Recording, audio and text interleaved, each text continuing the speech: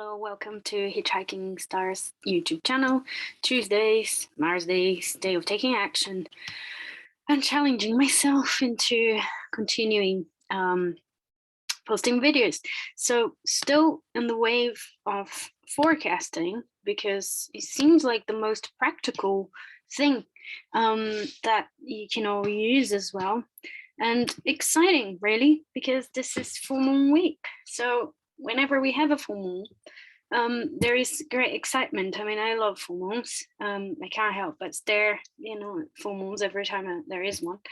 And also observe, although I don't particularly have anything massively Cancerian in my chart, and I do believe that people that have strong Cancer in their charts are very highly affected by the lunar cycles because they're children of the moon. But I do believe that I am very much in sync with the lunar cycles as well. And I quite even like my menstrual cycle is sort of aligned with the full moon and the lunar cycle in general, really, because that keeps shifting. But nevertheless, I love full moons. I find them a particularly powerful, charged couple of days, really, best for rituals, for parties, frankly, for this to say, if you want to throw a party, throw it around the full moon, because then you make sure that everyone's going to show up. So we're little restless around the full moon. We want to do things, we want to come out, we want to see the world. We're a bit more active somehow when there is a full moon. So this is the chart of the full moon, which will be happening 18th March 2022. So Friday, this coming Friday, basically. And again, still the chart set for London. This is going to change shortly, but not quite yet. So 7:18 a.m. London time, that's when the full moon will be exact. So this full moon be at 27 degrees Virgo. So again, if you have any planets, any natal planets around that degree, so it could be any of the mutable signs, really, Gemini, Sagittarius, Pisces, Virgo. Well, this full moon will be particularly powerful for you. We're activating whatever that planet means. It's always, always, always important to plunge that into your natal chart. And that's why I haven't been like big on like forecasting before, in either like doing videos or anything around forecasting, because I find that there's a real important piece of information that's always missing, and that is the natal chart. So you're always going to be experiencing this in your own particular way, depending on your chart, your life experience, and how you see the world. So it's always, always important. So no matter how much I can give on general information here, it's really important to plug that into yourself and your worldview and what you're going through, because this is a moment in time that will be representing a longer process that you're already going through. So it will be an activation of something that you're already going through, that you're already experiencing. So it's just a kind of an emphasis on something that we're already going through. So really, really important. Now, with that in mind, there are a couple of interesting things to say about this full moon. Now, full moons in Virgo, they tend to, if you think about Virgo, what is Virgo about? Virgo is about the daily routines and the daily rituals of our lives, and how we keep a sense of continuity, a sense of identity through our daily rituals, like the coffee that we always have in the morning, the times that we have our meals, the exercise that we do, our physical activity, or, how we do our laundry, and, all of these daily small things that keep our life organized around, a sense of self, a sense of continuing and existing, which is important to us. Well, there is usually an emphasis on that when there is a full moon in Virgo, a need to organize things, a need to be on top of all of these little things in our lives that are super important to succeed in whatever it is that you want to do, because you're keeping yourself healthy and in balance. But at the same time, there's this huge emphasis in Pisces. So I have been going on and on about Pisces season. I've done podcast episodes about, and I've done also, by the way, I haven't been able to record my podcast yesterday. Haven't been feeling great. Was on my period, and it was quite It's quite difficult yesterday, so I couldn't really do anything, but I will record it today and post it as well. Anyway, so I have been going on and on about Pisces season, and there we are, still obviously Pisces season, and there's this huge emphasis in Piscean energy, although the full moon is in Virgo. Also because the ruler of Virgo is Mercury, and Mercury is also in Pisces. So there's a huge emphasis in Pisces still. We are on the build up to the Neptune-Jupiter conjunction in Pisces that, happens every 13 years. So there's a video, my previous video from this one was about that.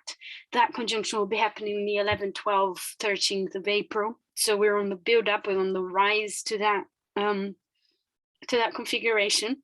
And this full moon is still with great emphasis towards that aspect, towards Pisces as well, towards transcending somehow, towards dreaming, having visions,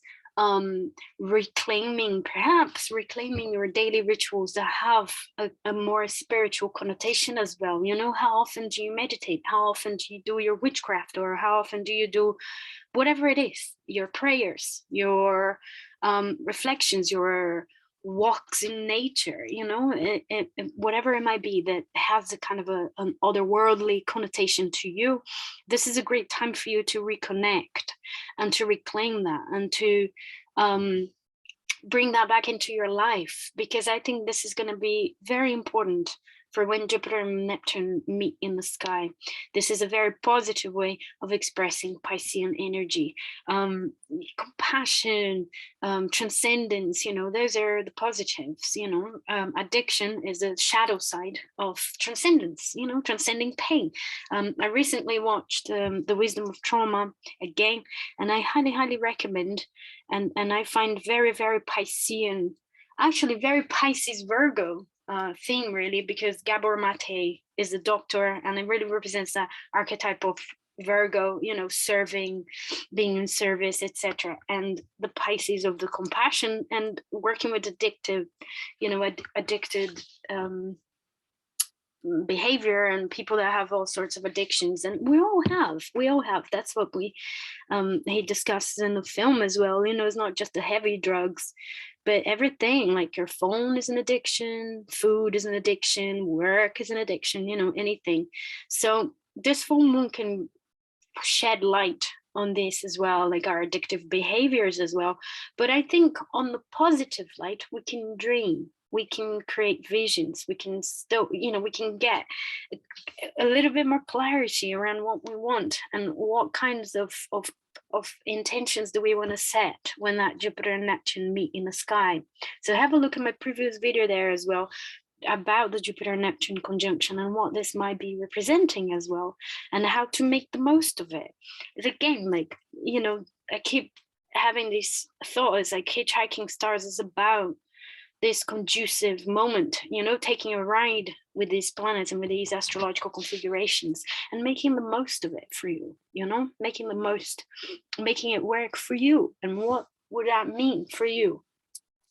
So very strong emphasis in that Piscean, dreamy, artistic.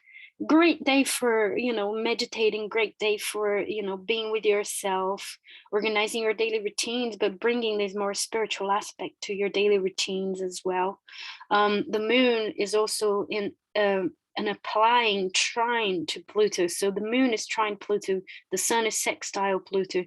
And for me, it continues the emphasis on the south node and the north node in Taurus that we've been going through already for a little while, when I thought like the Venus-Mars conjunction kind of had a little bit of a key around that as well. Of healing those old patterns. So we're still kind of in this window of potential there, to let go of old patterns, to let go of old obsessions, to become very clear about our compulsions, and how much of a negative effect that can have in our lives as well. Pluto is the modern ruler of Scorpio, where the south node is as well. So letting go of these old patterns, trying to transmute that into a more positive version of it, trying to develop a little bit more stability somehow, be more in touch with our senses and the earthiness. There's a kind of a wide orb, but there's kind of a grand trine between the moon, Pluto, and the North Node in Taurus. So kind of reconnecting with our senses, you know, feeling all of this strong Piscean energy, but still being connected with our senses and still being, you know, feet on the ground, and, you know, and doing this more earthy things as a healing practice for these, you know, for these days as well. So I think that's another interesting thing of this full moon. And within that as well, Venus and Mars are still together, you know, traveling together. They're separating. Venus is picking up, you know, speed, so it's moving away from Mars, and it's coming to a square with Uranus. So this is another aspect for this full moon. Venus is square Uranus, and has a very different quality from the Pisces, Virgo, and the strong Piscean energy that tends to be very romantic. There's a lot of romanticism and romantic energy there. But the Venus square Uranus for me does kind of underline is to kind of you know, individuality, find a sense of space within relationships as well. You know, Venus Uranus, find space for oddness within, you know, relationships, within how you see yourself or your values as well. But interestingly, that Venus Uranus square is in mutual reception, which means Uranus is in the sign of Venus, Venus is in the sign of Uranus, so Venus in Aquarius and Uranus in Taurus. So they're not that inimical when they're in mutual reception like that. But what comes to my mind is reclaiming my sense of space.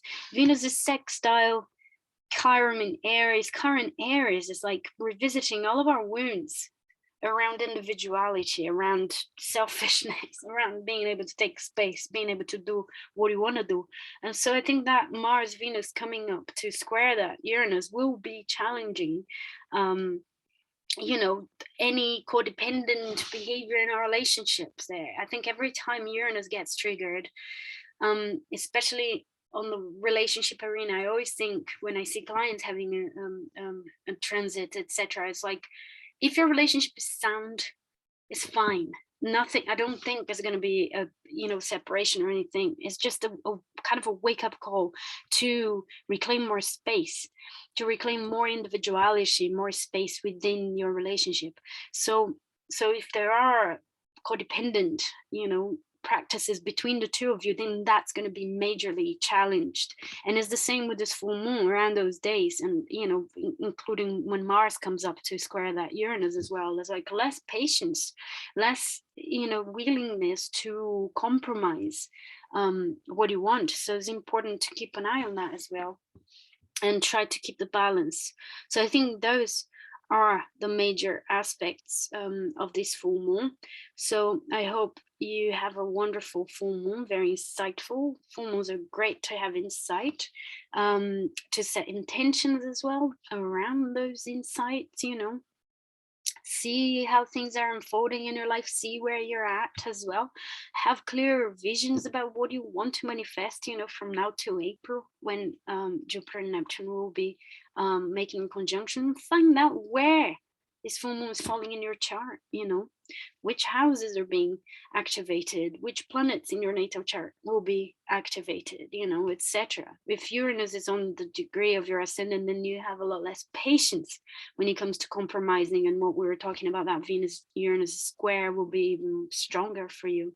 If, you know, you have the sun at 24 Pisces, well, you're having a Neptune transit, so it will have a lot more of a Neptunian, you know, energy around this full moon for you, and refining your sense of self-expression and who you are, and embracing a more spiritual view and a more spiritual sense of identity as well. So yeah, don't forget to place that into your chart if you can. That's it. And wonderful, have a wonderful full moon, insightful and hopeful, and I'll see you next week. Send me messages, again, comments, whatever, you know, share you want to share, and I'll see you next week.